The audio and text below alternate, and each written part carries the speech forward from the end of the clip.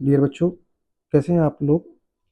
बच्चों, हमने प्रीवियस अपने वीडियो में जो एनसीईआरटी के एग्जाम्पल्स कराए हुए हैं, फिर हमने एनसीईआरटी के इंटेक्स्ट क्वेश्चंस कराए हैं, और अब इस वीडियो सेशन में आपको मैं एनसीईआरटी के एक्सरसाइज के क्वेश्चंस लगवाऊंगा। बेसिकली इस एनसीईआरटी एक्सरसाइज में 41 क्वेश्चंस टोटल हैं। तो ये पूरा वीडियो जब मैं बना रहा हूँ तो इसमें बहुत टाइम लग रहा है, तो बहुत बड़ा वीडियो हो जा रहा है। तो मैं इसको day by day 5 to 10 questions आपके साथ सॉल्व करूंगा और इसको अपलोड कर दूंगा यूट्यूब पे।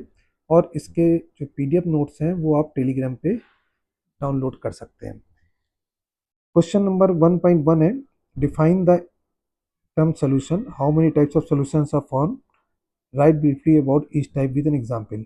देखिए, सॉल्यूशन है, सॉल्यूशन बेसिकली होमोजेनियस मिक्सचर होता है सोल्यूट और सॉल्वेंट का। ये आप लोग पढ़ सकते हैं, सिंपल है। इसमें हमने क्वेश्चंस भी बहुत कराए हुए हैं।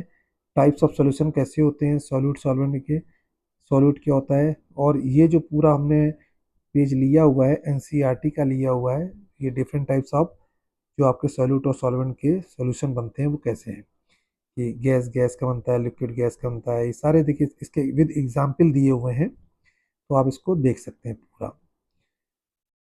अब इसमें जो बहुत इंपॉर्टेंट तीन आते हैं, देखिए पढ़ना आपको सभी कुछ है, पूरा ये दिया हुआ है, ये आप देख सकते हैं। लेकिन इनमें इंपॉर्टेंट जिसपे हमने क्वेश्चंस करे हुए जो होते हैं, एक होता है सॉलिड लिक्विड सोल्यूशन होता है, दूसरा लिक्विड लिक्विड सोल्यूशन होता है, और तीसरा गैस लिक्विड। आपको गैस लिक्विड आपने देखा था हेनरीज लॉ में था, लिक्विड लिक्विड का आपका राउल्स लॉ में था, और सॉलिड लिक्विड वाला भी आपका राउल्स लॉ में था। ये हम लोग कर चुके क्वेश्चन इस पे एग्जाम्पल के और टेक्स्ट के, तो ये आप इसमें देख सकते हैं।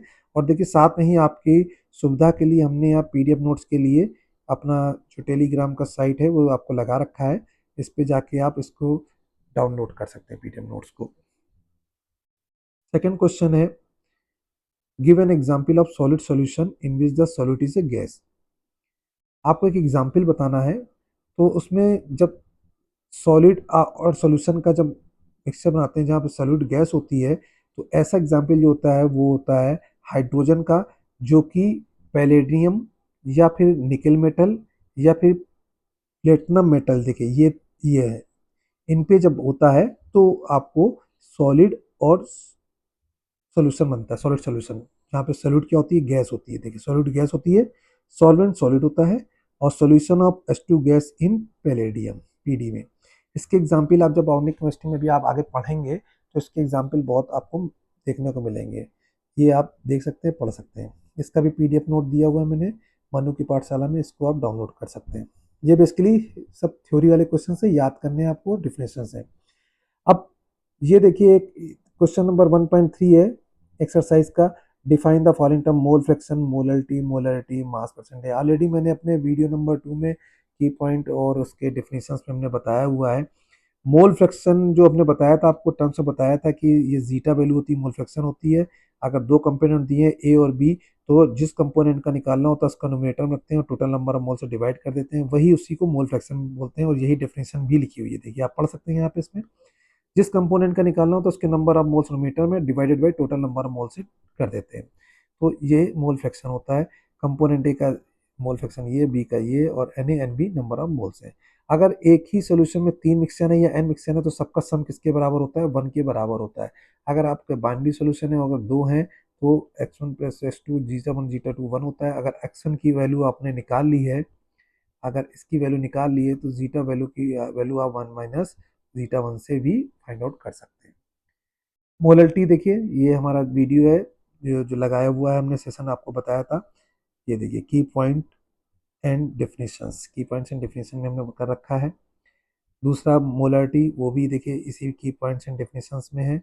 मास परसेंटेज, ये सब आपके हैंड रिटन नोट्स फॉर्मूला में है। ये आप वीडियो देखेंगे जाके, बहुत अच्छे वीडियो बने हुए हैं।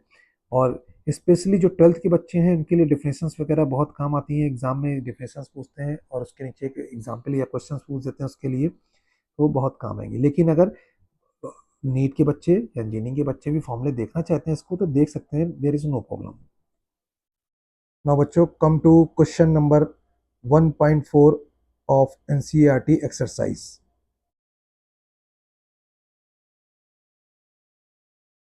क्वेश्चन में, concentrated nitric acid use in a laboratory work is 68% nitric acid by mass in the aqua solution what should be the molarity में निकालनी of such sample of the acid if the density में given है। तो जो हमें given है वो पहले हम लोग नोट कर लेते हैं। डेंसिटी हमें दी हुई है सोल्यूशन की 1.504 ग्राम पर मिलीलीटर, और क्या दिया है 68% HNO3 नाइट्रिक एसिड बाई मास दिया है, मतलब W/W। What should be the molarity, हमको मोलरिटी निकालनी है, मोलरिटी फाइंड आउट करनी है। डायरेक्ट फॉर्मूला लिख रहा हूं यहाँ पे, डायरेक्ट फॉर्मूला। ये कब अप्लाई करेंगे, जब डेंसिटी दी होगी और परसेंटेज हमें सॉल्यूट का मास बाई मास दिया होगा। तो यहाँ पे मोलरिटी होती है 10 into density into x percentage mass by mass upon molecular mass of solute. तो यहाँ हमारा सॉल्यूट क्या है, HNO3 है। और क्या हमें जरूरत पड़ेगी इसमें, हमें मॉलिक्यूलर मास की। तो मॉलिक्यूलर मास ऑफ HNO3 कितना हो जाएगा, H का 1 प्लस नाइट्रोजन का एटॉमिक वेट 14 प्लस ऑक्सीजन का 16, 1 प्लस 14 प्लस 48, ये आ जाएगा 15 और 48 63। यहाँ पे वैल्यू पुट कर देंगे फॉर्मूले में, जो मोलरिटी का फॉर्मूला है 10 इंटू डेंसिटी हमें दी हुई थी 1.504 ग्राम पर मिलीलीटर दी हुई है। ये देखिए एक्स परसेंटेज हमारा कितना दिया हुआ है HNO3 का 68, तो यहाँ वैल्यू 68 रख देंगे। मॉलिक्यूलर मास हमने निकाल लिया है 63। जब इसको हम डिवाइड करके निकालेंगे तो हमारा आंसर आएगा 16.23, जो कि 16.23 मोलरिटी के बराबर हो जाएगा। इसको m से डिनोट करते थे, m लिख देते हैं। Now come to question number 1.5। Question में यहाँ पे है सॉल्यूशन ऑफ ग्लूकोज। ग्लूकोज यहाँ पे हमारा क्या होता है, सॉल्यूट है। वाटर हमारा यहाँ पे क्या है, सॉल्वेंट है। 10% वेट दिया हुआ है, वेट बाई वेट मतलब mass by mass. What will be the molarity, हमें मोलरिटी निकालनी है, मोल फ्रैक्शन निकालना है, इसका निकालना है ईच कंपोनेंट। ईच कंपोनेंट मतलब हमारे पास अगर सिंपल बोले तो कंपोनेंट की बात करें, कंपोनेंट हमारे पास दो हैं। एक क्या है, हमारे पास ग्लूकोज है, और दूसरा क्या है, वाटर है। ग्लूकोज क्या होता है C6H12O6, वाटर क्या होता है H2O। ये हमारा क्या है, सॉल्यूट है, और हमारा वाटर क्या है, सॉल्वेंट है।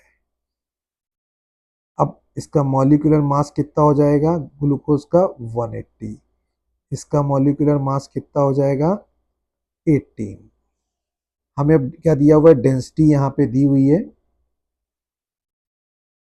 डेंसिटी किसकी दी हुई है हमारी, कह रहा है कि द डेंसिटी ऑफ सोल्यूशन, ये डेंसिटी हमें सोल्यूशन की दी हुई है। कितनी दी हुई है, 1.2 ग्राम पर मिलीलीटर। यहाँ पे 10% वेट बाई वेट भी दिया हुआ है, 10% वेट बाई वेट, जैसा कि पहले क्वेश्चन में 1.4 में हमने करा हुआ है, वैसे वैसे ही इसमें भी होगा। तो डायरेक्ट फॉर्मूला लगा देंगे, फिर से देखिए डायरेक्ट फॉर्मूला लगा देते हैं। अब आप ये मत सोचिएगा कि पहले हमने मोलरिटी निकाल दी, क्योंकि डायरेक्ट पहले मोलरिटी निकाल देते फिर बाद में मोलरिटी और मोल फ्रैक्शन निकाल लेंगे। तो डायरेक्ट फॉर्मूले में हमारा क्या होता है, मोलरिटी क्या होती है 10 इंटू डेंसिटी। ये फॉर्मूला कब अप्लाई करते हैं, जब क्वेश्चन में हमें डेंसिटी दी होती है और सॉल्यूट का हमें मास बाई मास परसेंटेज में वेट दिया होता है, जैसे 10% दिया हुआ है, तभी ये अप्लाई करते हैं upon molecular mass of solute. 10, density हमारी कितनी है 1.2 है, इसका 10% वेट बाई वेट दिया हुआ है, किसका है ये, ग्लूकोज का है जो कि सॉल्यूट है। तो यहाँ पे सीधे 10 पुट कर देंगे। मॉलिक्यूलर मास ऑफ सॉल्यूट हमारा क्या है, ग्लूकोज है, तो ग्लूकोज का मॉलिक्यूलर मास कितना है, 180 है। जब इसको हम सॉल्व करेंगे तो 2/3, जी देखिए 0 0 कट गया। अब इसको एक ज़ीरो अगर यहाँ बढ़ाएंगे तो 2 3, 10 से 10, 2/3 आ गया। तो जब करेंगे तो 0.667, तो अगर मोलरिटी के टर्म में लिखेंगे तो 667 कैपिटल एम, ये हमारा पार्ट आ गया। कौन सा पार्ट आ गया, मोलरिटी आ गया। देखिए ये मोलरिटी हमने निकाल दी सोल्यूशन की, ये मोलरिटी हमारी सोल्यूशन की आ गई है। अब हमें क्या निकालना है, मोलरिटी निकालना है। तो अब हमने ग्लूकोज को अगर जो माना था, अगर हम इसके नंबर ऑफ मोल्स इसके N1 मान लेते हैं और वाटर के हम N2 मान लेते हैं, ये नंबर ऑफ मोल्स हैं। मैं यहाँ पे लिख देता हूँ आपको, N1 अगर number of moles of glucose C6H12O6, C6H12O6 के हैं।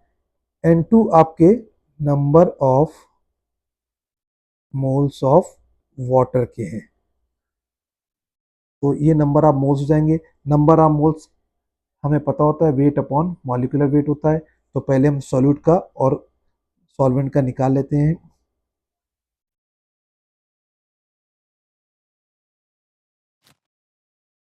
मैंने ये लिखा है ग्लूकोज एक तरफ, दूसरी तरफ वाटर। ये क्या था, हमारा सॉल्वेंट था। दूसरा कंपोनेंट, पहला कंपोनेंट हमारा क्या था, ये सॉल्यूट था हमारा ग्लूकोज। ग्लूकोज हमारा कितना दिया था, ये 10% वेट बाई वेट था। तो ग्लूकोज को हम लिखेंगे कितना है, 10 ग्राम है।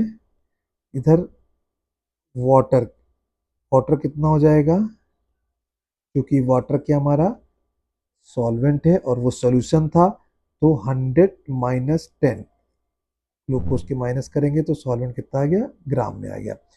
इसका मॉलिक्यूलर मास की हम बात करें तो कितना हो जाएगा, 180 ग्राम पर मोल। और यहाँ पे मॉलिक्यूलर मास वाटर का लेंगे तो कितना हो जाएगा, 18 ग्राम पर मोल। अब नंबर ऑफ मोल्स अगर हमने N1 इसको माना है तो N1 क्या होगा, weight upon molecular weight, weight upon molecular weight. ये मॉलिक्यूलर मास है, नॉट मोलरिटी, मॉलिक्यूलर मास है। ये कितना हो जाएगा, 10/180। तो ये क्या हो जाएगा, 1/18। यहाँ पे molecular number of moles N2, N2 is equal to weight 90/18। अब बच्चों हमको निकालना है मोल फ्रैक्शन। तो मोल फ्रैक्शन हमारे पास यहाँ दो कंपोनेंट है। अगर मैं दो कंपोनेंट का सम करूँगा तो ये इक्वल टू 1 हो जाता है, ये फॉर्मूला होता है। अब हमें पहला कंपोनेंट हमारा क्या था, हमने जो माना है ग्लूकोज माना है। इसके अगर अगर ग्लूकोज है तो इसके हमने नंबर ऑफ मोल्स N1 माने हैं। और अगर दूसरा हमारा क्या है, वाटर है, H2 है, तो इसके नंबर मोल N2 माने। ये N1 हो गया और ये N2 हो गया, ग्लूकोज, ग्लूकोज N1 और वाटर N2। अब मोल फ्रैक्शन में ईच कंपोनेंट निकालना है। तो पहला कंपोनेंट हमारा क्या है, ग्लूकोज है, तो यहाँ पे हमें ग्लूकोज का निकाल के लिखना है। अब इसके नंबर ऑफ मोल्स हमें N1 थे upon total number of moles N1 plus N2। तो N1 हमारा कितना है, हमने निकाला हुआ है 1/18, 1/18 अपॉन 1/18 प्लस 90/18। ये अब मैं इसको अगर सॉल्व करूंगा तो ये जो वैल्यू आएगी हमारी 0.010 वैल्यू आएगी। तो पहले कंपोनेंट का हमारा मोल फ्रैक्शन ये है। दूसरा कंपोनेंट हमारा क्या है, वाटर है। तो अगर ये निकालेंगे तो 1 माइनस, अब ये किसका हो जाएगा, ग्लूकोज का। क्योंकि अगर हम मोल फ्रैक्शन 1 की बात करें तो किसके लिए है, ग्लूकोज के लिए। और ये दूसरा वाला किसका मोल फ्रैक्शन है, वाटर के लिए। तो वाटर के लिए जब निकालेंगे तो 1 माइनस 0.010 आएगा। तो जब इसको वैल्यू करेंगे तो ये हमारे पास कितना आएगा, 0.99। आप सिंपल है, 1 से माइनस करिए 0.010, 09, 0.99, 0.98 आ जाएगा। ये हमारा क्या हो गया, मोल फ्रैक्शन ईच कंपोनेंट के निकल आए। पहला कंपोनेंट हमारा क्या था, ग्लूकोज था, दूसरा हमारा वाटर था। ये हमारे कंपोनेंट निकल आए। अब हमें इसका तीसरा क्वेश्चन का पार्ट था कि मोलैलिटी हमें फाइंड आउट करनी थी, स्मॉल m, ये हमें निकालनी है। तो हमें मोलैलिटी का भी फॉर्मूला पता होता है। मोलैलिटी हमारा फॉर्मूला क्या होता है, number of moles of solute upon weight of solvent KG में। अब हमें पता है कि हमें number of moles of solute कितना दिया है हमारे पास। Number of moles of solute हमने निकाले थे 1/18। ये देखिए, ये निकाले नंबर ऑफ मोल्स 1/18। और हमारे पास वेट ऑफ सॉल्वेंट जो था वो हमारे पास कितना था, ये देखिए, ये 90 ग्राम। यही हमारा सॉल्वेंट का वेट है। तो हम यहाँ क्या करेंगे, 90, लेकिन वो ग्राम में था, केजी में कन्वर्ट करने के लिए 1000 से डिवाइड करेंगे। तो 1/18 2000 ऊपर जाएगा इंटू 90। जब इसको हम सॉल्व करेंगे तो ये 0.17 आएगा। और अगर मोलरिटी के टर्म में लिखेंगे तो ये स्मॉल है। ये हमारा आंसर है। बच्चों, अब वीडियो को यहीं पे समाप्त करते हैं। इस वीडियो सेशन में हमारे 5 क्वेश्चन कंप्लीट हुए हैं और फर्दर 5 क्वेश्चन या 10 क्वेश्चन के मल्टीपल में हम आपको दूसरे वीडियो भी अपलोड कर देंगे। अगर आपको वीडियो पसंद आया है तो उसको लाइक करें, और कुछ और एडिशनल इम्प्रूवमेंट चाहते हैं तो अपने कमेंट्स हमको ज़रूर भेजें, और चैनल को सब्सक्राइब करें। बाकी जो वीडियो के लिंक्स हैं वो हमने डिस्क्रिप्शन बॉक्स में डाल दिए। Thank you very much.